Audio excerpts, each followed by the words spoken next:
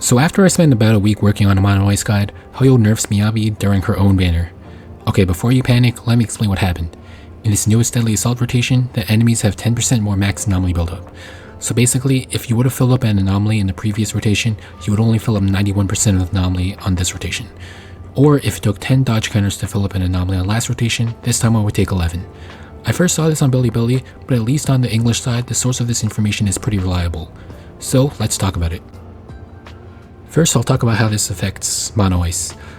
Lycon is now dead in a ditch because the Lycon version of the team had limited anomaly, and it just happened to have enough to properly do combos even against neutral enemies. Now, some rotations just don't work because you're limited by either anomaly or energy. Even the Yuzuha version will struggle a little bit.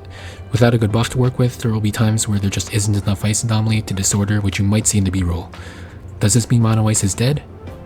Absolutely not. Enemies who are weak to an element have reduced anomaly res, and against ice weak enemies there is still leeway in your combos.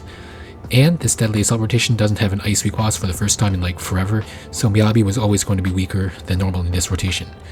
The team is mostly dead for this Deadly Assault rotation because of the unfavorable stage buffs and no ice weakness, but I think the team is still worth knowing since those ice weak stages will absolutely come back in the near future.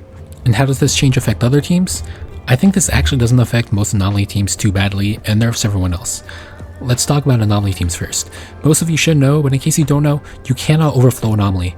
So let's say you fill up 99% of the anomaly bar.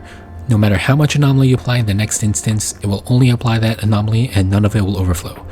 Most players were probably overflowing to some extent more often than not, so in theory, you're still going to apply the same amount of anomaly to activate an anomaly in most cases, while in practice, you'll probably feel the slower buildup like I did. This change also does affect attacker teams. Activating anomalies gives decibels, and getting those anomalies was crucial for making sure that you had your ult on proper timings.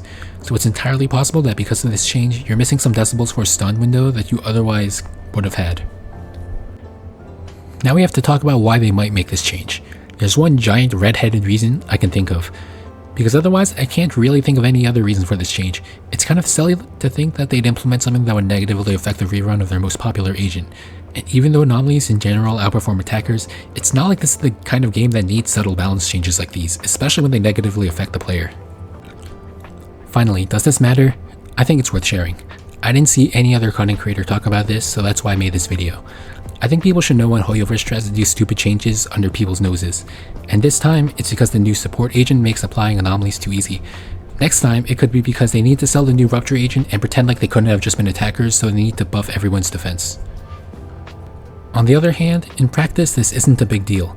Like I said, the only team really heavily affected is Mono Ice, which has a slightly stricter rotation, but that team was not going to be the best anyway in a Deadly Assault rotation without ice weaknesses.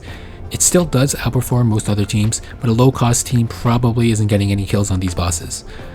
And Leifo did say that these changes weren't in the 2.2 beta, so it does seem like at least the devs know that this change was stupid. So yeah, I didn't see anyone on YouTube talking about this, so I thought I would make a video about it. If you thought this was helpful, consider leaving a like and a sub, and check out my Mono Ice video if you haven't already. Thanks for watching, and I'll see you next time.